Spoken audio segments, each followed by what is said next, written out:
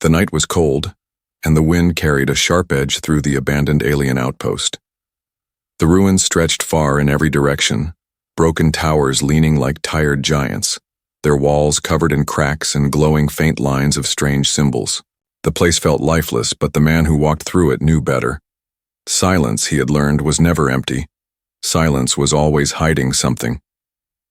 He walked slowly, his boots crunching against scattered dust and broken glass-like stones. At his side trotted a dog, lean and strong, with sharp eyes that never stopped scanning the shadows. The dog's ears twitched every few seconds, catching sounds the man could not hear. Together, man and dog moved as one, a pair of survivors, in a world that no longer welcomed life. The man adjusted the strap of his pack and kept his hand close to the worn handle of his weapon.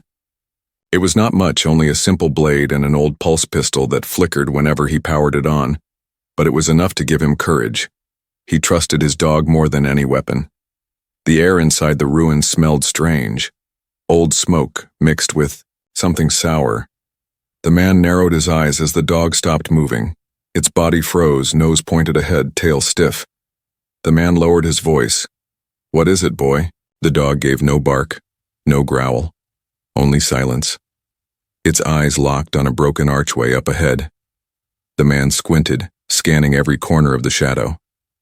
Nothing moved, yet the silence had become heavier, thicker, like the whole outpost was holding its breath.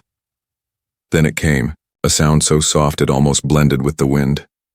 A whisper. We're bad." The man's chest tightened. He stopped breathing for a moment, his eyes darting across the ruins. He looked at the dog, but the animal had already lowered its body, close to the ground, hackles rising. Again the whisper came. "Mom left us." The words were broken, carried on voices so fragile that they did not sound human. They were thin, childlike, trembling with fear. The man felt his skin crawl. He had traveled through many ruined colonies, had seen machines whisper lies through broken speakers, had heard the cries of ghosts in places where men died screaming. But this felt different.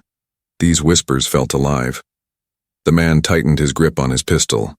He did not raise it, not yet. His dog let out a low rumble deep in its throat, not loud, just enough to warn. The man slowly moved toward the archway. His boots pressed gently now, careful not to break the silence. Inside the archway, the darkness was deep but not complete. The faint light of the twin moons leaked through broken cracks in the ceiling. Dust floated in the air, glittering in the pale glow. The man scanned every shadow. Broken walls, rusted metal, fallen beams, and then eyes, two pairs, glowing faintly in the dark. He froze, and so did his dog.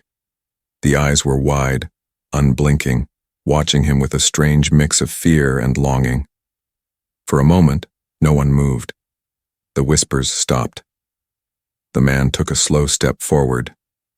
His dog pressed closer to his leg, muscles tense. "Who's there?" the man asked, his voice calm but firm. For a long second there was no answer, only the sound of wind whistling through cracks in the stone. Then the whispers returned. We're bad. Mom left us." The voice was clearer now, though still broken. Childlike. Fragile. The man lowered his pistol, though he kept it ready.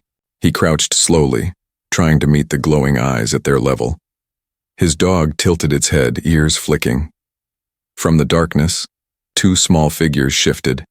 They stepped into the faint moonlight, and the man saw them clearly for the first time. They were twins, alien children, thin to the bone, their skin pale and marked with strange lines that shimmered faintly. Their clothes were torn, barely more than scraps, and their faces looked hollow from hunger. The dog gave a soft whine, sensing their weakness. The man's eyes softened, though he kept his voice steady. "You're not bad," he said quietly. "You're just scared." The twins shook their heads at the same time, almost like a mirror. One of them raised trembling hands to cover their face while the other clung tightly to its sibling. Their voices whispered together, broken but full of pain. "Mom left us. We were bad. We don't deserve." The man's stomach turned. He had seen broken children before, both human and alien, victims of war and fear. But something about these two struck deeper. Their voices carried not just fear, but deep belief in their own worthlessness. Whoever had abandoned them had left scars far worse than hunger. He glanced at his dog. The animal slowly wagged its tail, not much, just a small movement. The man took that as a sign. Animals knew hearts better than men. He took a slow step closer, careful not to alarm the children. His hand reached into his pack, pulling out a small packet of dried food. He placed it gently on the ground, pushing it forward with the tip of his boot. The twins' eyes locked on it. Their whispers faded to silence, though their bodies trembled with hesitation. The man leaned back, giving them space. "It's for you," he said softly. "You're not alone anymore." For a long moment, nothing happened. Then one of the twins took a shaky step forward. The other followed. They moved like frightened animals, every step ready to flee. Finally, small hands reached for the food. The man stayed perfectly still as they pulled the packet close. The dog sat down quietly, tail resting on the ground, eyes calm now. The twins whispered again, but this time their voices held something new, confusion, maybe even the faintest spark of hope. "You stayed." The man nodded once, his voice steady and gentle. "Yes, I stayed." The ruins were still cold, the night still long, but for the first time something fragile and precious had broken through the silence. The ruined outpost was quiet again, but the man knew that silence did not mean safety. He sat a short distance from the alien twins, his dog resting at his side.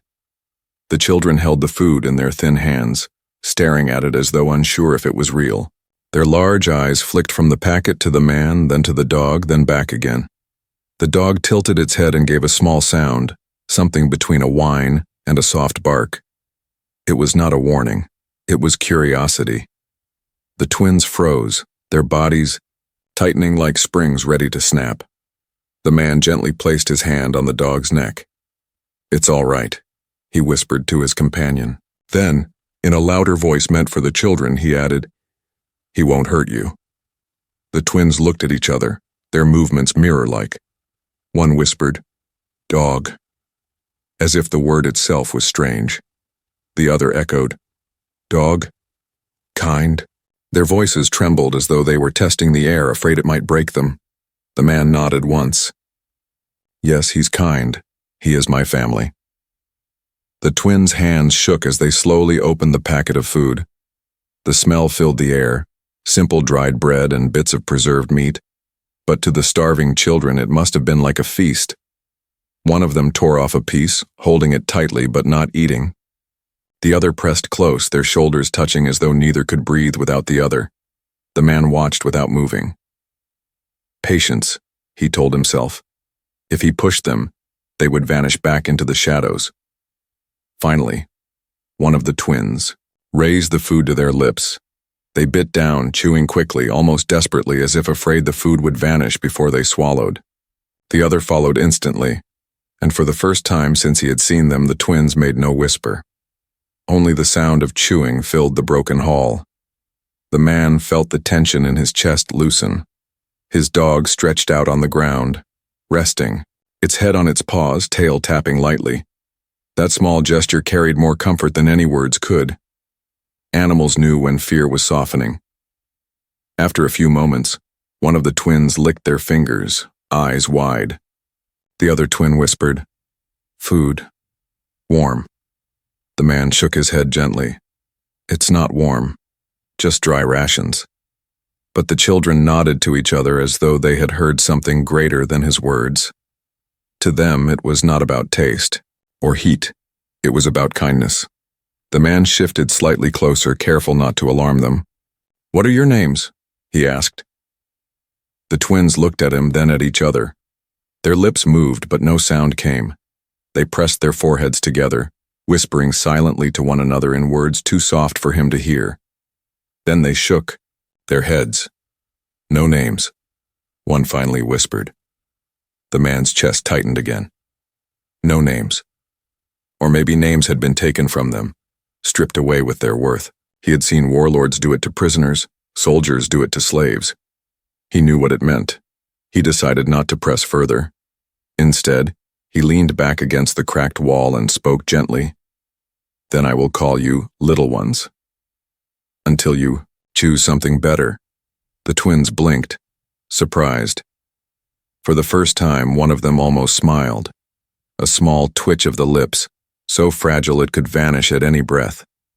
The dog noticed and wagged its tail harder. The man let the silence stretch for a moment before asking, "Where is your mother now?" The twins stiffened. The tiny spark of hope faded into shadow. Both lowered their heads, their shoulders curling in as though the question itself was a wound. One whispered, "Gone." The other finished, "Left us, because we are bad." The man closed his eyes for a second, the words cut like a blade, he wanted to tell them that no mother should ever say such things. No child was ever born bad, but he knew words could not erase scars. He sighed softly and reached into his pack again. This time he pulled out a flask of water. He placed it on the ground, sliding it gently toward them. The twins stared, their eyes darting between the flask and his face. After a moment, one reached out and grabbed it. They drank quickly, passing it between them, never letting go of each other. The man studied their movements, always touching, always whispering. Their bond was unbreakable, born from pain. He understood. He had seen soldiers cling to each other, like that on battlefields. He had once done the same. When they were finished, he asked, "How long have you been here?" The twins whispered together, back and forth, as though building the answer between them. Finally, one said, "Days." The other added, "Many days." The man nodded slowly. "You survived. That makes you strong." The twins looked at him strangely, as though no one had ever spoken those words to them. One whispered to the other, their voices too low for him to catch. Then, finally, they both said the same thing at the same time. "You stayed." The man swallowed the lump in his throat. He gave a small nod. "Yes, I stayed." The dog got up and moved closer, wagging, its tail sitting just a step away from the children. The twins froze, unsure, but the dog only leaned down and placed its head on the ground, waiting. Slowly, shakily, one of the twins stretched out a hand and brushed the dog's fur. Their lips parted in shock at the warmth. The other twin followed, touching the soft coat with trembling fingers. The man watched quietly, letting the moment build itself. For the first time since they whispered in the dark, the twins were not only surviving, they were beginning to trust. The night grew colder as the broken moon sank lower in the sky. The ruined outpost seemed even emptier, yet inside the shattered walls the man, his dog, and the alien twins sat in a fragile circle of trust. A small fire flickered near them, fed by scraps of broken wood the man had gathered. Its light painted the twins' faces, revealing how hollow their cheeks had become, how thin their arms looked. The man studied them in silence. He had questions, many questions, but he knew the wrong one could break the little hope they had gained. His dog rested with its head on its paws, though its eyes never left the children. The animal was calm, but alert, as if it understood that these twins were as fragile as glass. Finally, the man spoke gently. "How did you end up here?" The twins looked at him, then at each other, as if the question itself was too heavy to answer. Their foreheads touched, and for a while they whispered only to one another. Their voices were so soft, the man could not hear the words. It was almost like they needed to remind themselves it was safe to speak. At last, one twin looked up. Their lips trembled as they whispered, "We were bad." The other added, "She said, cursed." The man's stomach tightened. He leaned forward a little but kept his voice steady. "Who said that?" Both children answered together, "Mother." The fire crackled between them, but the warmth did not reach their trembling bodies. The man felt a weight pressing on his chest. No child should ever carry such words. The twins continued, their broken voices overlapping, weaving a picture of sorrow. She said the stars hated us. She said we brought shadows. She said we made her weak. The man's hand curled into a fist against his knee. He forced himself to breathe slowly, not to let anger show. He knew that anger, even if not directed at them, could make the children shrink back into fear. He asked softly, "So she left you here?" One twin nodded quickly. The other whispered, "She walked away, did not look back." The silence that followed was sharp, like a blade hanging in the air. The twins pressed against each other, clinging so tightly it looked painful. Their whispers came again, this time like a chant they had repeated many times in the dark. "We are bad, we are cursed, we do not deserve." The man felt his throat tighten. He wanted to reach out to shake them free of those words, but he knew healing did not come from force. He looked at his dog instead. The animal had raised its head, watching the children closely. Then, as if it understood more than words, the dog stood, walked to the twins, and lay beside them. The twins froze, but the dog simply curled up, pressing its warmth against their legs. One of them gasped softly, as though they could not believe it was real. The other slowly placed a trembling hand on the animal's fur. For the first time, the man saw their faces change. The fear remained, but there was a small spark of wonder too. "You see," he said quietly, "if you were bad, he would never come to you." The twins looked at each other, confusion written in their glowing eyes. One whispered, "He does not fear us." The man shook his head. "No, because there is nothing to fear." The twins lowered their heads, struggling against the weight of their own belief. The man knew it would not vanish in one night. Pain this deep always took time. Still, he pressed on. "What happened after she left you?" he asked. The twins hesitated, then began to speak in broken pieces, trading lines like they had done their whole lives. Dark came fast. No food. No fire. We hid. We whispered to stay alive. Whispered so shadows would not find us. Their words painted a picture of endless nights, of tiny bodies curled together in the ruins, whispering just to keep from breaking apart.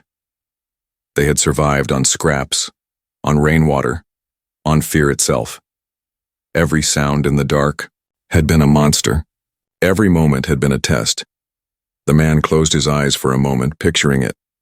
He imagined two small voices in the emptiness, whispering to fight loneliness. His chest ached with the weight of it. He opened his eyes again and said firmly, "You survived. That means you are not weak. That means you are strong." The twins blinked at him, startled by the conviction in his voice. One whispered uncertainly, "Strong?" The other echoed, "Not cursed." "Not cursed," the man said, his voice steady. "Not bad. Strong." The twins looked at each other again, as if trying to test the truth in his words. Their whispers, this time, were softer, less certain, but no longer carrying only pain. The fire crackled, and for the first time since the man had found them, the ruins did not feel as empty. He leaned back, letting silence carry his words deeper into their hearts. His dog wagged its tail and rested against the twins, who had not pulled away. Night was still cold, but in the circle of firelight something had begun to change. The painful past was still written on their faces, but the future was no longer only darkness. The fire burned low, throwing soft light against the cracked stone walls. The man sat quietly, watching the twins as they leaned against each other. Their eyes still carried shadows of fear, but something small had shifted. The dog's presence, pressed against their legs, steady and warm. It was a reminder that not everything in the world wanted to hurt them. The man reached into his pack once more and pulled out a few more rations. He placed them gently on the ground between himself and the children. Then he leaned back, giving them space. "This is for you," he said simply. The twins stared.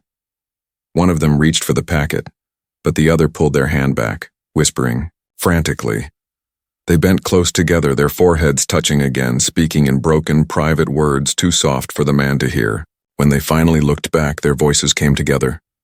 "We do not deserve." The man felt his heart ache. Those words again. Words planted deep, like thorns. He shook his head slowly. "Yes, you do. You deserve food. You deserve warmth. You deserve life." The twins flinched as if his voice was too heavy. But the dog shifted, letting out a small bark, and pushed its nose toward the food. The sound made the children blink in surprise. Slowly, carefully, one reached out again. Fingers trembling, they touched the packet, then pulled it back. The other twin placed their hand over their siblings, giving silent strength. Together they finally picked it up. They opened it slowly, almost reverently, and began to eat. Their bites were small at first, but hunger soon overtook fear. For the first time, their eyes softened. Not completely, but enough for the man to see. He leaned back, speaking gently. "See? Nothing bad happened. You ate. You are still here. That means you deserve." The twins exchanged another long look, uncertain. But this time they did not whisper against each other. They kept eating. The man rested his hands on his knees, thinking. Trust was a fragile thing. If he pressed too hard, it would break. If he stayed too distant, it would fade. He needed to show them, not with words alone, but with actions, that they were safe with him. So slowly, he pulled out his canteen and took a drink. He handed it to his dog first, letting the animal lap at the water. Then he placed it gently on the ground near the twins. The twins hesitated, their eyes darting between him, the dog, and the canteen. One of them whispered softly, "It is safe?" The man nodded. Safe. Finally, the bolder of the two reached forward and lifted it. They took a sip, coughed slightly at the cold water, then passed it to their sibling. Both drank, and both kept their eyes on the man the whole time. When they finished, something subtle had shifted. Their shoulders were not so tight anymore. Their hands, though still trembling, were not clutched in fists. The dog moved closer again, curling at their side. One twin hesitated, then lowered a hand onto its back. The dog's tail thumped once, then twice, and the child's lips parted in the smallest gasp.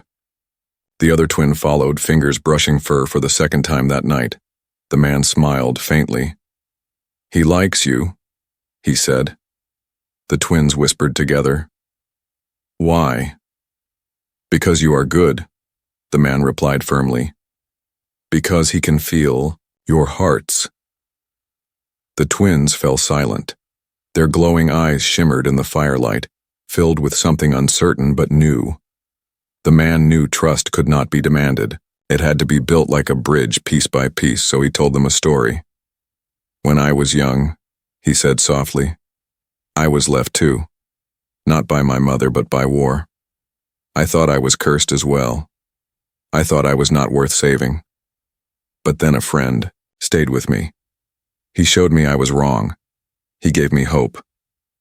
The twins leaned closer, listening.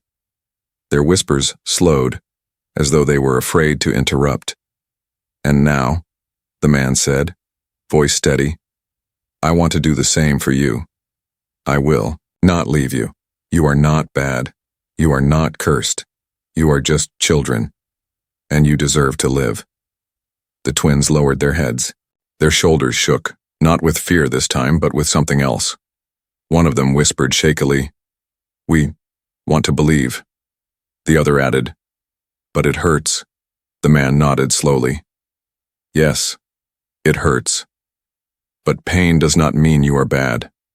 Pain only means you are alive, and alive means there is hope." For a long moment, only the crackle of the fire filled the silence. Then, for the first time, one of the twins shifted closer. Not much, just a small movement. But they leaned slightly toward the man, their eyes darting nervously as though expecting him to push them away. He did not move. He simply stayed, letting them test the truth of his words. The dog, sensing the moment, licked one of the children's hands. The twin gasped, then laughed, soft and shaky. but a laugh nonetheless. The other twin's lips curled too, uncertain, but real. The man felt warmth rise in his chest. That sound was the beginning of something precious. The fire burned lower, the night still cold, but in that fragile circle, trust was beginning to take root. The fire had burned down to glowing embers. The ruined outpost was quiet, but the man knew quiet never lasted. His dog's ears twitched, and its head lifted sharply, eyes fixed on the dark corridor behind them. The dog let out a low growl, not loud, but deep and steady. The twins stiffened at once. Their small bodies pressed tightly together, eyes wide with fear. They whispered quickly, voices trembling. "Danger comes. Danger follows us." The man placed a calming hand on his dog's back, though he felt his own chest tighten. He knew. The animal never gave false warnings. Something was moving in the ruins. "Stay close," the man said firmly. He rose to his feet, eyes scanning the shadows. His hand moved to the old pulse pistol at his side. Its small light flickered as he powered it on, the hum weak but alive. The twins clutched each other and shook their heads. "It comes. It always comes." Their whispers rose like broken music. The man crouched, looking them in the eyes. "Listen to me," he said. "You are not alone now. Whatever comes, we face it together." The dog's growl grew sharper, its tail stiff as it stepped forward. The man turned his head toward the sound. At first there was only the rustle of falling dust, then a heavy scrape like claws dragging against stone. The twins whimpered, covering their ears. "It hunts us. It smells us." The man's eyes narrowed. He had heard of creatures that lived in ruins, predators drawn to weakness. They followed scent, followed fear, feeding on both. He clenched his weapon tightly and positioned himself between the twins and the dark corridor. The silence cracked with another sound. Breathing. Deep, guttural breathing, echoing through the broken walls. The twins pressed closer to the dog, who stood firmly beside them. The animal's teeth bared, a flash of white in the firelight. Then it appeared. From the broken archway crawled a massive shape, its body armored with dark plates that shimmered faintly under the moonlight. Its eyes glowed faintly red, and its claws scraped the floor with each step. The creature's long jaws opened, releasing a low, chilling hiss. The man steadied his weapon, though his heart pounded. He knew one pistol shot would not bring down something this size, but he had no choice. He fired once. The blast lit up the ruins with a sharp flash. The bolt struck the creature's side, making it stumble, but not fall. The predator roared, a sound that shook the broken walls. The twins screamed together, their voices sharp and filled with terror. "It comes for us, always for us!" The man shouted back, "Stay behind me!" The dog lunged forward, barking ferociously, teeth snapping. It circled the predator, trying to draw its attention away from the children.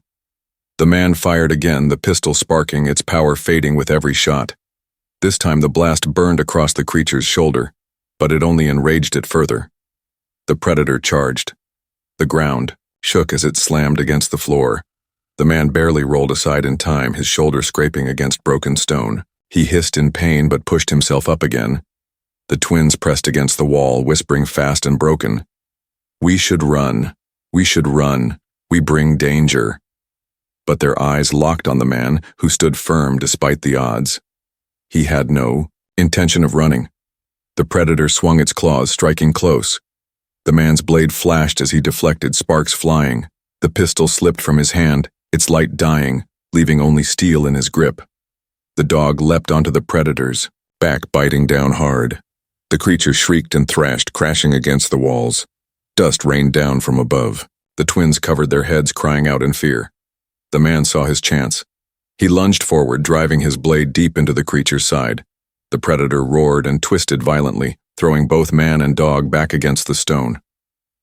Pain seared his ribs as he hit the ground, but he refused to let go.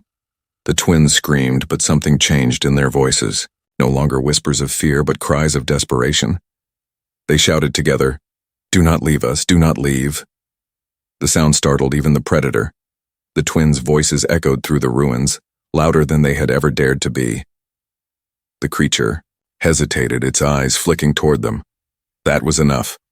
The dog lunged again, teeth sinking deep into its neck. The man drove his blade higher, gritting his teeth as the predator shrieked one final time. Its body crashed to the floor, shaking the ground, then stilled. Silence followed, broken only by the ragged sound of breathing, his, the dog's, and the children's. The man slowly pulled his blade free, his hands shaking. His dog limped back, to his side, blood streaking its fur, but its eyes still burned with defiance. The twins clung to each other, wide-eyed, tears streaming down their faces.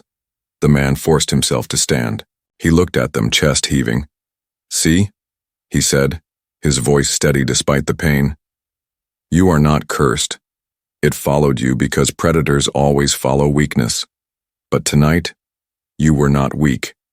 The twins shook their heads, trembling. One whispered, "We screamed. We should not have."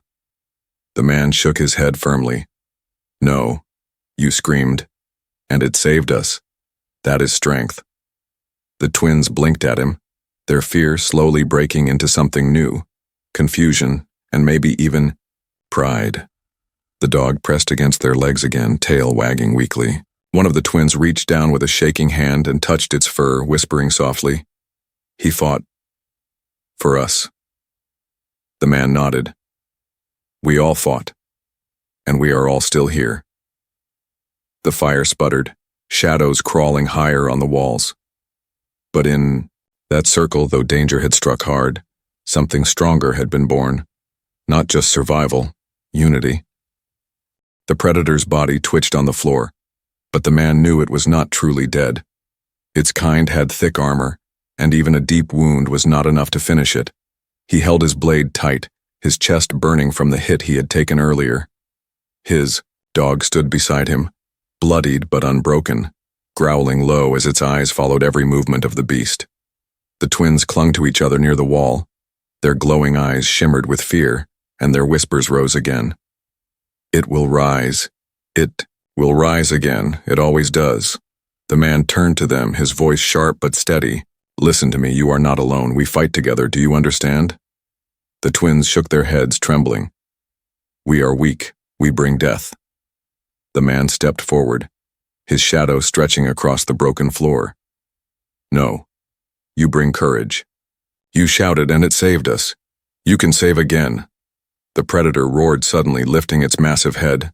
Blood poured from its side, but its claws dug into the stone as it dragged itself upright. The sound rattled the walls, sending dust raining from the cracked ceiling. The twins screamed, but the dog barked louder, its voice sharp and fearless. The man raised his blade, forcing himself to ignore the pain in his ribs. "Stay behind me," he ordered. The predator lunged. The ground shook as its claws struck down, forcing the man to leap aside. His blade slashed across its jaw, sparks flying as steel met armor. The creature shrieked, whipping its tail like a whip. The man staggered, barely keeping his balance. The dog darted forward, biting deep into the beast's leg. It howled, slamming its body against the wall to throw the animal off. The dog crashed to the ground but rose again, limping, refusing to retreat.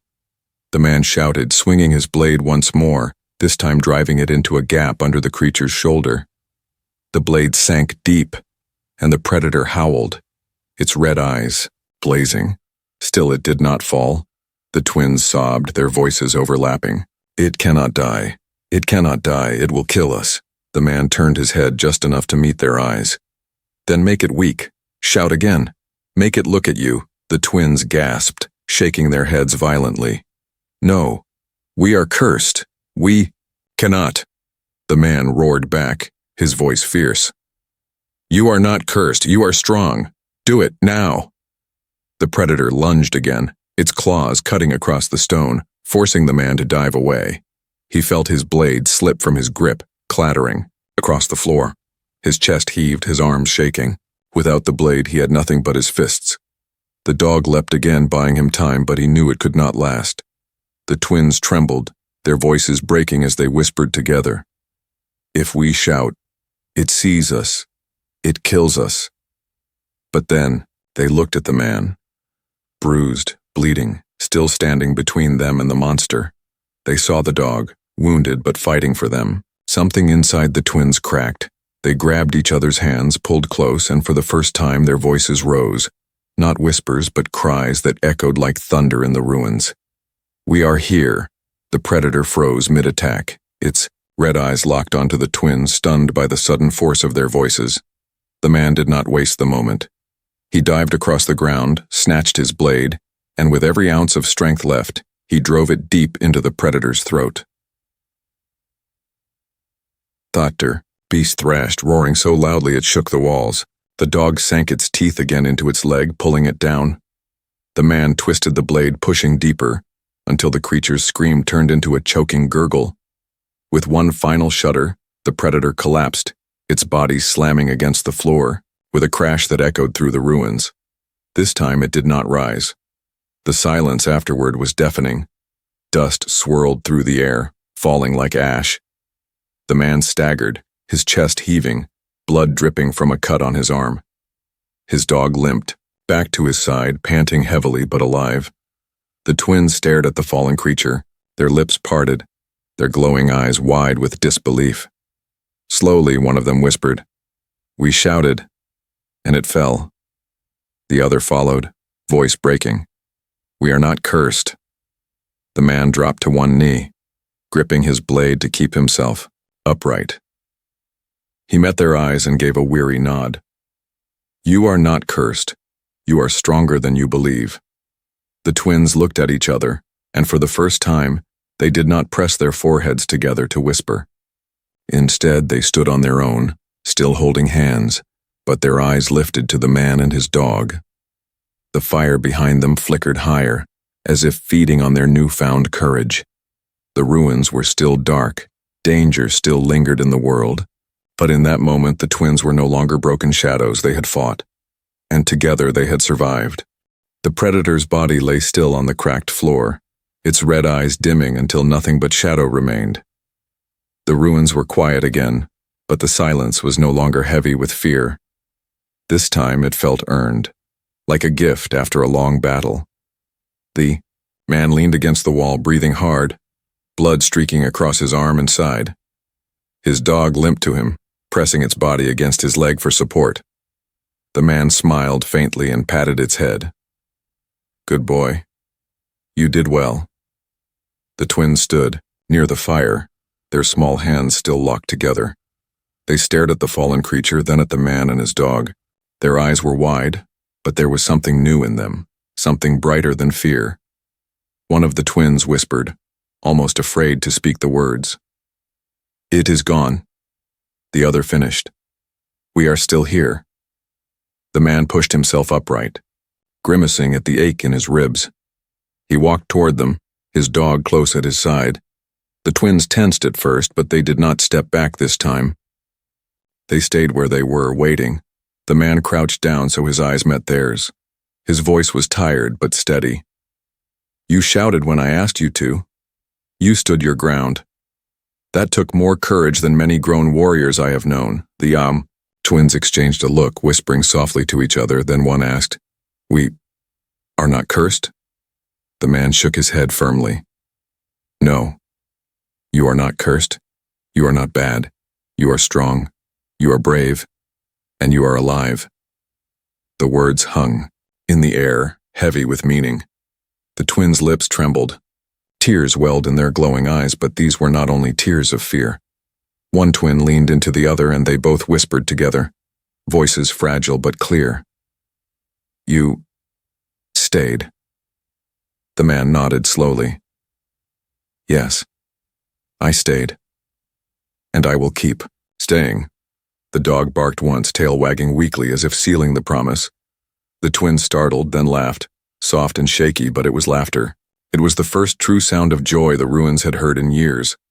The man's chest ached, but not from his wounds. It ached from something warmer, something he had thought long buried. He reached out slowly, giving them the chance to pull away. Instead, one twin stepped forward, placing a tiny hand against his rough palm. The other followed, their fingers clutching his. For the first time, the man held them not as strangers, not as burdens, but as something more. "You are not alone anymore," he said. "From now on, you are family." The twins froze, eyes wide, at the word family. It was a word that had once cut them, abandoned them, but from his lips it carried something different, something real. They whispered it back, uncertain at first. Family. Then stronger. Family. The dog pressed its head against their legs, making them giggle softly. Their shoulders shook, but it was no longer from fear. They knelt beside the animal, wrapping their thin arms around its neck. The dog licked their faces and they laughed, again the sound echoing through the broken walls like sunlight breaking into darkness. The man watched quietly, his hand resting on his knee. In their laughter, he heard hope. And in that hope, he found something he had not felt in a long time. Peace. Their fire burned low again, but it did not matter. They no longer needed its light to feel safe. The bond between them was stronger than any flame. The twins leaned against him at last, one on each side, their heads resting against his shoulders. His dog curled at their feet, eyes half closed but still alert. The man let out a long, steady breath, and for the first time in many nights his heart felt at ease. Above them, the twin moons shone through the cracks in the ceiling, bathing them in silver light. The ruins that had once been filled with whispers of despair now carried whispers of something new, not fear, not curses, but belonging. The man closed his eyes, speaking softly, almost like a vow. "You are mine now, and I am yours. Together, we go forward." The twins whispered back in unison, their voices trembling but full of warmth. "We are not bad. We are not cursed. We are family." The man smiled faintly, holding them closer. His dog thumped its tail against the floor as if agreeing with every word. And so in the heart of the ruins where hope had once been lost, a new family was born. Not by blood, but by choice. A man, a dog, and two alien twins who had finally found a reason to live. The road ahead would be long, full of dangers and trials, but they would walk it together. And together, they would never whisper in the dark again.